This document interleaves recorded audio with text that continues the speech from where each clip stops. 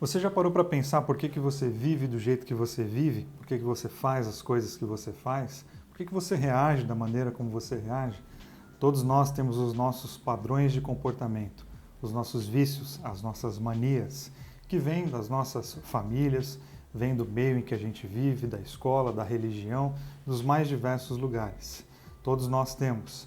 Alguns deles são irrelevantes. A gente pode talvez passar a vida toda com eles e isso não vai ser problema algum. Já outros podem trazer sérios danos para nós, não só para nós, mas também para o meio em que a gente vive, tendo em vista que nós não somos ilhas, nós somos seres sociais e aquilo que eu falo, aquilo que eu faço, influencia diretamente as pessoas que estão ao meu redor. Por isso que é tão importante a gente se olhar, por isso que é tão importante a gente de fato entrar num processo de autoconhecimento que propõe a nós, quando esse processo é sério, também o caminho da autocrítica, que é quando a gente se olha de maneira séria, com coragem para mudar as coisas que nós sabemos que precisam de mudança. Algumas delas, inclusive, a gente nem gostaria de mexer. Algumas delas a gente não quer deixar de lado, porque a gente sabe que faz mal, mas a gente gosta. É um pouco estranho, mas o ser humano tem a capacidade de fazer isso. Eu acredito muito em transformações internas. Acredito sim na possibilidade da reinvenção. Gosto muito de, inclusive, de falar sobre isso. Mas acredito que isso não acontece nem por acaso e nem num processo de 1 ou 2 ou 3 passos. Inclusive falei sobre isso em algum outro vídeo aqui no canal.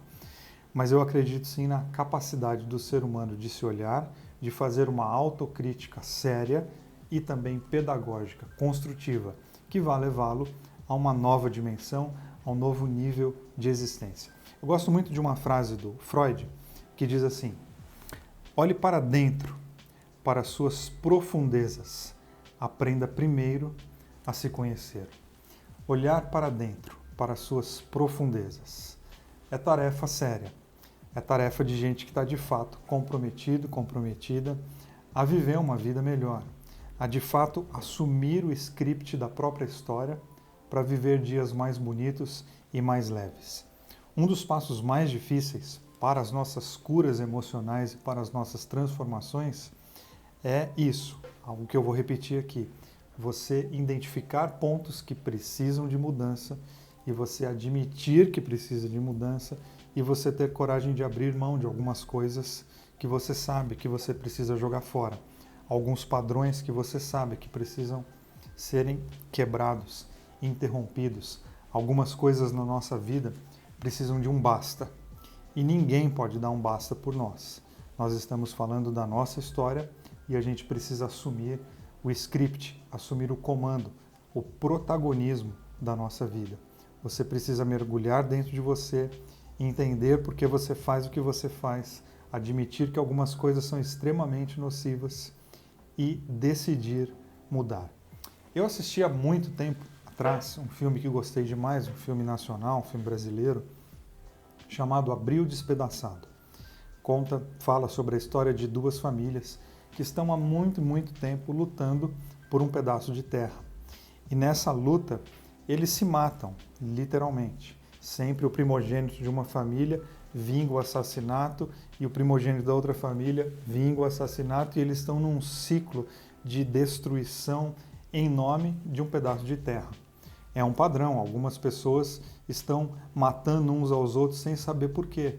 E o filme gira em torno da crise de das pessoas, de um dos jovens, que chega a vez dele vingar a sua própria família, e ele começa a se questionar por que nós estamos fazendo isso.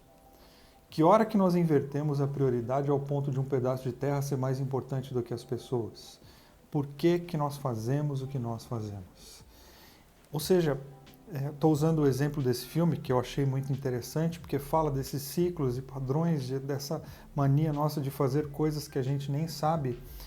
E obviamente que estou usando de um filme que fala de algo mais pesado, como a morte de pessoas, mas às vezes a gente não mata uma pessoa literalmente, mas os nossos padrões podem interromper, por exemplo, os sonhos dos nossos filhos, podem interromper projetos pessoais. Por quê? Simplesmente porque a gente não parou para pensar por que estamos vivendo da maneira como estamos vivendo.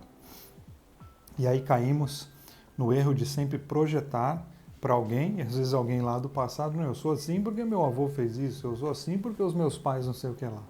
Não, você precisa dar um basta, inclusive nas suas desculpas. Porque quem quer mudar de vida, quem quer ter um novo comportamento diante das situações da vida, precisa parar de arranjar culpados e procurar caminhos de cura, caminhos de novas possibilidades. Ou seja, você precisa separar um tempo na tua agenda, na tua semana, para você se olhar. Você já percebeu que a gente tem tempo para um monte de coisa, mas quando a gente está falando de cuidar da gente mesmo, a gente morre depressa? Eu tenho muito dessa experiência com muitas pessoas que já passaram pelo meu consultório, que sentam na minha frente e perguntam, Vili, quanto tempo você acha que eu vou ficar aqui? Ou seja, para algumas coisas a gente leva todo o tempo do mundo e para outras a gente tem pressa. Você precisa se priorizar. Você precisa olhar para dentro de você sem pressa. Você precisa cuidar de você e às vezes demora um pouco esse tratamento, esse auto-olhar, porque a gente vai ter que investigar coisas que nós não queremos, nós vamos ter que admitir vícios e manias que nós não queremos admitir. Inclusive, muita gente descobre que tem dentro de si hábitos, manias e padrões que condenam nos outros.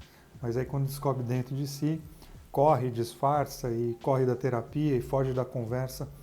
Não existe mudança sem autocrítica. E a autocrítica é um ato de coragem. Eu acredito muito em boas transformações, acredito muito em boas mudanças, desde que elas sejam acompanhadas de alguns elementos. Entre eles, sei que estou sendo repetitivo, mas a autocrítica e a coragem de se olhar. Reparto com você também uma história que eu ouvi há muito tempo, de uma pessoa muito ocupada, cheia de demandas, com todas as responsabilidades da vida, como eu e você temos as nossas, e ele procura então um psicólogo, um terapeuta, atendendo ao pedido de todas as pessoas que viviam ao seu redor, de que ele fosse procurar ajuda.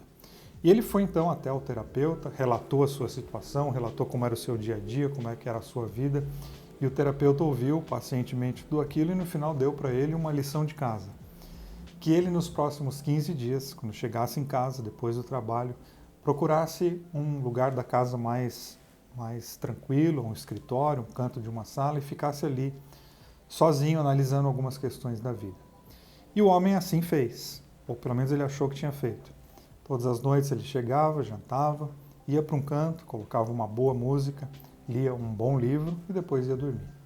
Passadas as 2 semanas, ele voltou ao psicólogo, relatou e disse, olha, doutor, como o senhor me falou, pediu, nos últimos 15 dias eu ouvi uma boa música sozinho no meu canto, li um bom livro, não conversei com ninguém. E o psicólogo prontamente disse, mas eu não falei para você ficar nem com boa música, nem com bons livros, eu falei para você ficar sozinho, com você mesmo, se olhando, tendo conversas com você. E aquele homem então olha para o psicólogo e diz, eu ficar comigo mesmo? Mas eu não consigo pensar numa companhia pior do que ficar comigo mesmo. E então ele teve que ouvir as duras palavras do terapeuta, pois é essa companhia difícil, intolerante, dura, ríspida, que você tem exposto, que você tem colocado diante da sua esposa, dos seus filhos, dos seus colegas de trabalho, enfim, do mundo que te rodeia. Às vezes nós precisamos sim separar um tempo para perguntar para a gente mesmo o que a gente quer. E parar de ficar sempre colocando responsabilidades nos outros, sempre ficar jogando para terceiros o porquê nós estamos vivendo dessa maneira. É verdade, às vezes as outras pessoas complicam a nossa vida, dificultam a nossa história, mas nós não podemos ficar sempre terceirizando nem felicidade e nem culpa. A gente precisa assumir o nosso papel na história, na nossa própria história. A gente precisa ficar diante da gente mesmo. A gente precisa tirar um tempo na nossa agenda para a gente entender por que estamos vivendo da maneira que estamos vivendo. Por que eu respondo do jeito que eu respondo? De onde vêm esses padrões e por que eu os tenho sustentado? Existe mudança? Sim, mas não existe mudança sem autocrítica. Assim como nesse processo, que na verdade é um longo processo que não pode ser resolvido num vídeo aqui, tão rapidamente, a gente vai ter que admitir também que nós precisaremos abrir mão de coisas que nós gostamos. Mas se elas têm prejudicado a nossa história e inclusive o nosso entorno, acredito que vale a pena sim a gente abrir mão de algumas coisas na nossa vida. E encerro esse vídeo repartindo com você uma frase atribuída a Hipócrates, o pai da medicina, que ele diz assim: antes de curar alguém, pergunta a essa pessoa se ela está disposta a se abster das coisas que a fizeram adoecer. É uma frase extremamente desafiadora e, como quem diz assim, antes de você ajudar alguém, pergunte para essa pessoa se ela está disposta a abrir mão de coisas que estão claras. São essas coisas que estão fazendo ela adoecer, ela desanimar, ela desistir da vida, ela se desesperançar. E vamos combinar, existem muitas coisas que acabam atrapalhando a nossa vida, acabam atrapalhando o nosso dia a dia, que nós estamos agarrados a elas. São manias, são vícios, são hábitos. Que tal você se olhar no espelho? Que tal você entrar num processo de autocuidado, de autoconhecimento, de autocrítica e soltar essas coisas? E na mesma medida em que elas vão embora, coisas novas começam a chegar, produzindo em você novas perspectivas e uma nova possibilidade de viver.